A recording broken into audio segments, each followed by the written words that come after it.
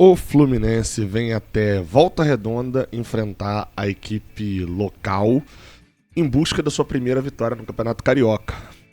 Bem, os adversários também estão em busca da sua primeira vitória no Campeonato Carioca, tanto os nossos rivais, os outros times grandes, quanto o que dá para ser chamado de quinta força, que é o Volta Redonda, no Carioca de 2025. Mas, será que dá mesmo para chamar só porque eles estão na Série B? Estrearam perdendo. Tudo e muito mais, tudo isso e muito mais, aqui nesse vídeo de pré-jogo de Fluminense e Volta Redonda, ou melhor, Volta Redonda e Fluminense, aqui na Raulino de Oliveira.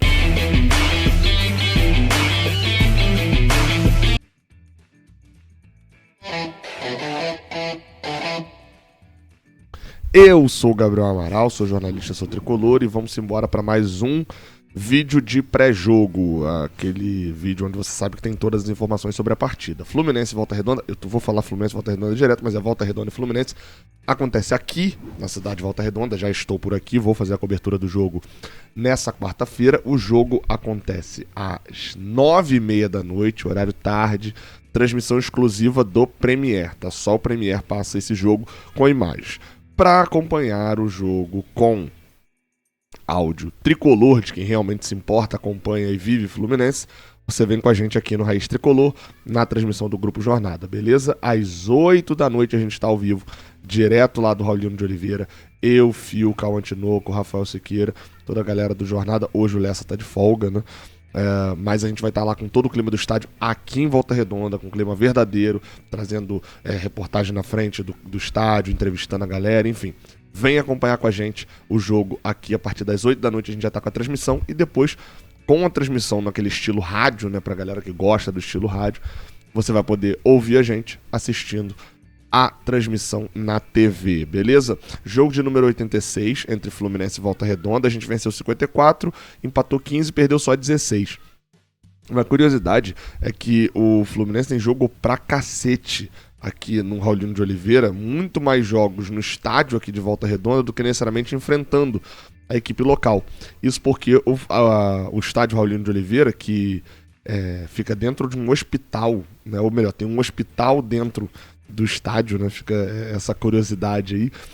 Ele foi casa do Fluminense em 2005, em alguns momentos ali, principalmente no Campeonato Brasileiro, por conta das obras, né, para o Pan-Americano no Maracanã, e em 2012 e 2013, muito por conta da obra no estádio do Maracanã também para a Copa do Mundo. E aí depois em 2015 e 2016 chegou a ser casa também em um determinado momento, principalmente por conta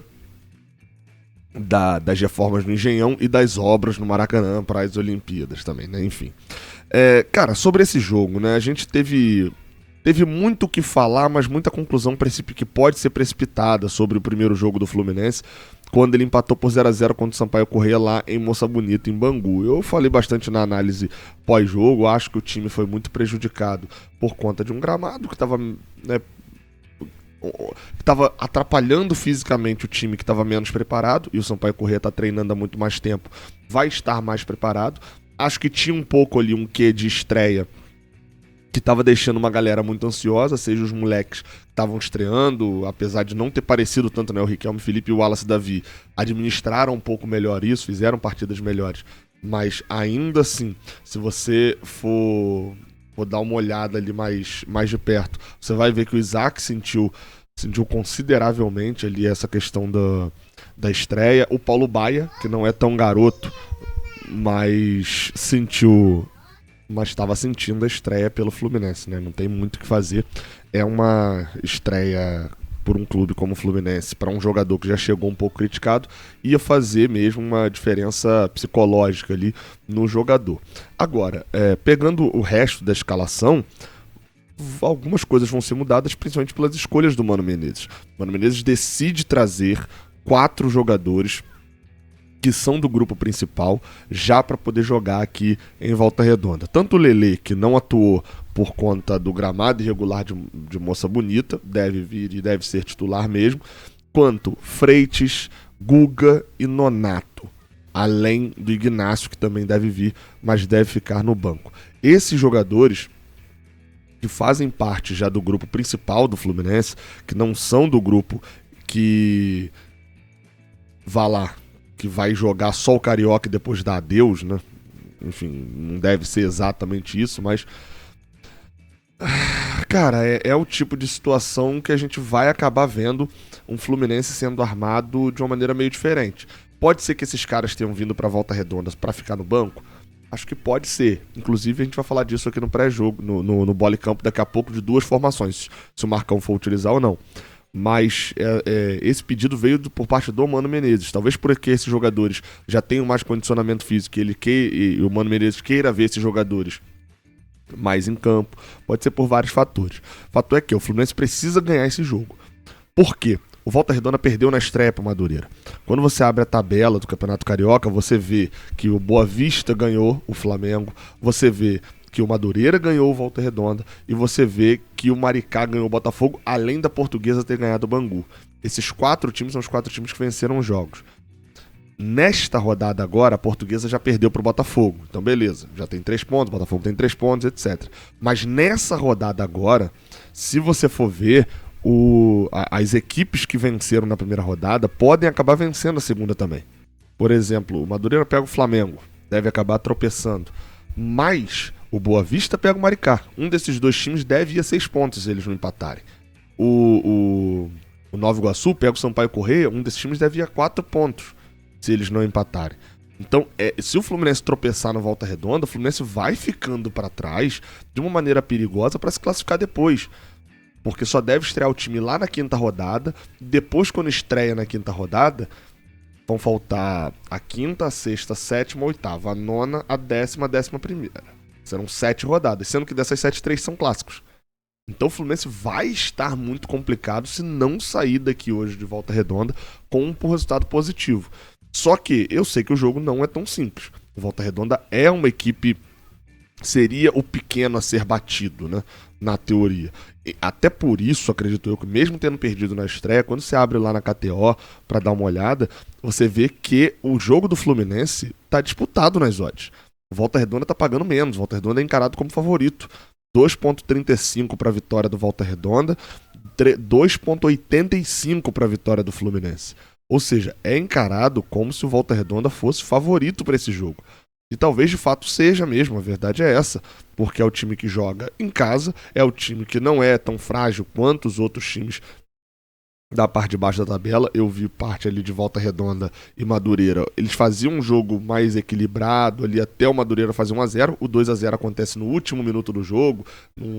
Vai todo mundo pra área pra fazer o gol e toma o gol na volta. Então assim, o resultado não foi exatamente para um 2-0 Madureira, não. Então é um jogo de risco, tá?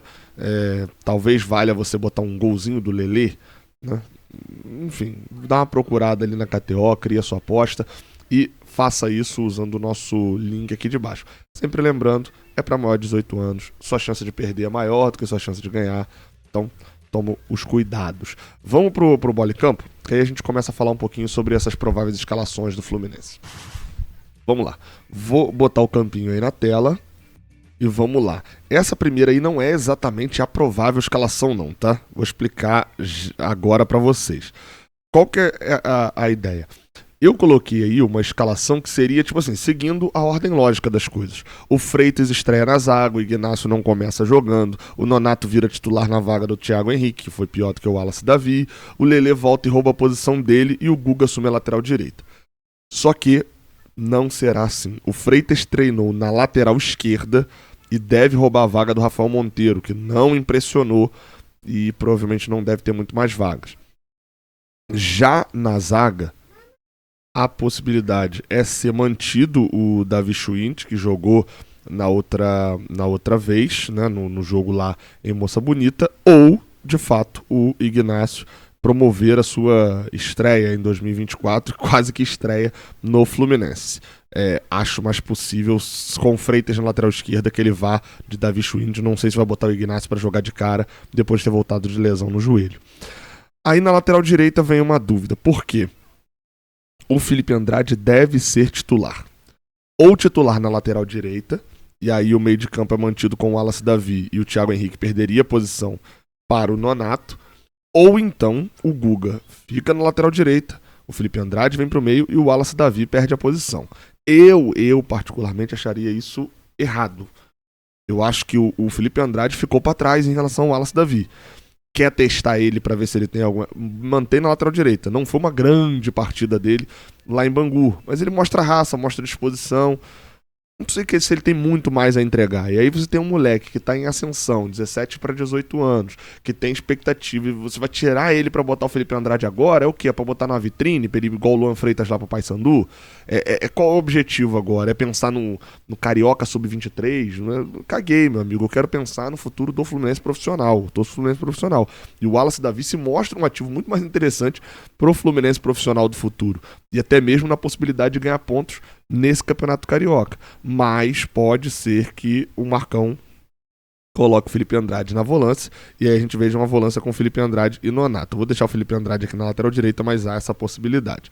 E aí do meio pra frente, na teoria, né, pela escalação que saiu lá no GE.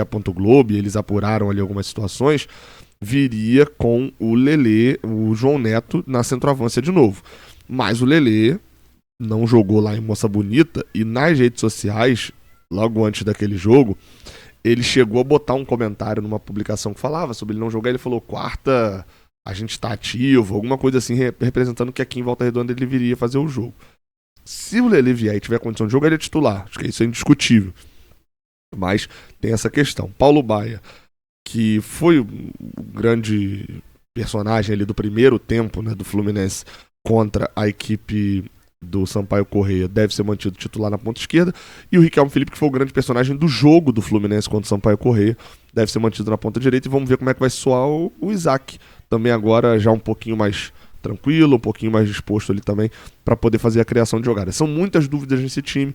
8h30, dentro aqui da nossa transmissão, a gente já traz a escalação certinha do Fluminense, de repente até antes, tá? Às vezes a gente apura ali a escalação antes. Na abertura da jornada a gente já tem a escalação do Fluminense já pro jogo.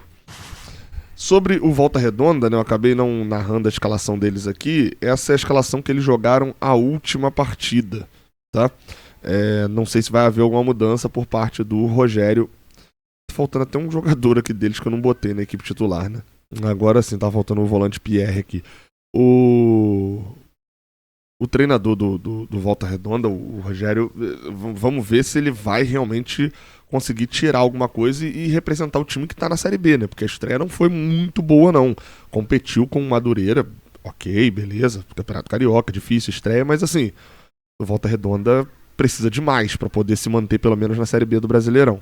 Deve vir, né, com o Jean Droge no gol, na lateral direita o Wellington Silva, aquele. Na zaga, o Gabriel Bahia, que fez uma partida bem ruim contra a equipe do Madureira, e o Lucas Souza na zaga pela esquerda, com o Sanches na lateral esquerda. Boa parte dessa parte, os dois laterais aqui pelo menos, estavam já no Carioca do ano passado, pelo Volta Redonda. O meio de campo tem Pierre, tem Robinho e tem Luciano Naninho. O Bruno Barra, que é ídolo do time, etc., tá aqui há um tempão. Chegou a entrar no jogo passado, mas não foi muito bem, então não deve roubar a posição. E o PK, que foi outro que entrou, foi expulso, também já fica de fora. Luciano Naninho, armador também já aí de 200 mil anos no Campeonato Carioca. Na ponta direita, o Marquinhos. Na ponta esquerda, Kelvin, tá? E sim, é aquele Kelvin que jogou no Fluminense. Na centroavância, o Bruno Santos. Vamos ver como é que vai ser, se o Volta Redonda vai fazer algumas mudanças dentro desse time, se vai, porque a estreia não foi muito boa, é bem provável que faça, mas essa é a provável escalação da equipe do Vale do Aço? Como é que se chama? Da Cidade do Aço, né? Vamos para a arbitragem aqui. A gente fala sobre Alex Gomes Stefano, árbitro que vai apitar esse jogo do Fluminense. Já apitou 4 jogos do Fluminense, todos eles do Campeonato Carioca, porque ele é da Federação do Rio, então ele não pode apitar Fluminense e São Paulo, por exemplo. 5-1 no Madureira, 4-1 no Madureira, o 5-1 em 2020 e o 4-1 em 2021. Vitória por 1-0 contra o Bangu em 2021 e derrota por 1-0 pro Bangu em 2022. O Alex Gomes Stefano não apita jogos do Fluminense desde 2022. Esse 1-0 até deu uma confusãozinha, porque foi aquele da estreia do Abel Braga, que o Felipe Melo fica pedindo falta em cima dele, é um gol do Roberto Baggio. até. Ele apitou jogos do Brasileirão, é um árbitro preparado, é um árbitro que, enfim, apitou 18 jogos do Campeonato Brasileiro de 2024, apitou alguns jogos da Série B, então é um árbitro que está crescendo dentro das federações do Rio de Janeiro e também da CBF. Então, não é um árbitro tão desconhecido quanto foi o árbitro da primeira fase, da primeira rodada, não. É isso, tá? Não esquece de deixar um like aqui embaixo, de se inscrever aqui no Raiz Tricolor. A partir de 8 horas a gente tá ao vivo direto do Raulinho de Oliveira. Tamo junto, até a próxima. Valeu!